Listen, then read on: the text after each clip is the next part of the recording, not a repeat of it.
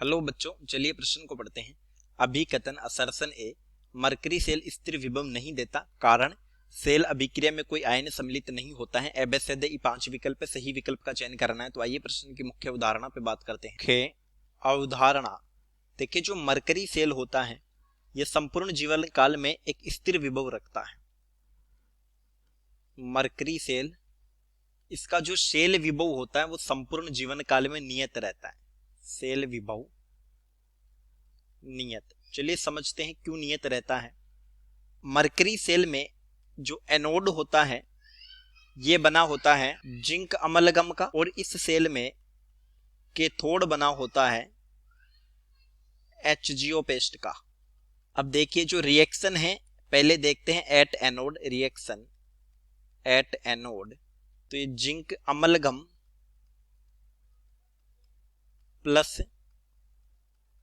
2OH minus, और ये बनता है ZnO solid plus H2O plus 2 electron.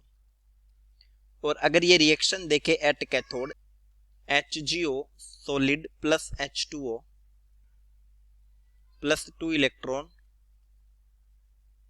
और ये बनता है Hg लिक्विड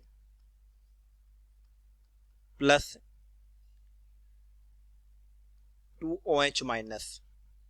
तो इसकी जो नेट सेल रिएक्शन होगी, नेट सेल रिएक्शन, ये आती है zinc amalgam plus HgO solid, और ये बनता है ZnO solid plus Hg liquid plus Hg liquid. तो देखिए इस सेल अभिक्रिया में कोई आयन नहीं होता। संपूर्ण सेल अभिक्रिया में, रिएक्शन में आयन नहीं होता, आयन नहीं होता, अतः सांद्रता नियत रहती है। सांद्रता नियत रहती है, और जब सांद्रता नियत रहती है तो सेल विभव परिवर्तित नहीं होता, क्योंकि सांद्रता बदलने पर विभव का मान बदल जाता है। तो सेल विभव नियत रहता है, और मरकरी सेल का ये सेल विभव होता है लगभग 1.35 वोल्ट के पास। तो मरकरी सेल स्थिर विभव नहीं देता, यह कथन असत्य हो जाता है। और रीजन है सेल अभिक्रिया में कोई आयन सम्मिलित नहीं होता, ये सत्य है। तो देखिए ए और आर दोनों सत्य हैं, तो ए तो गलत हो गया।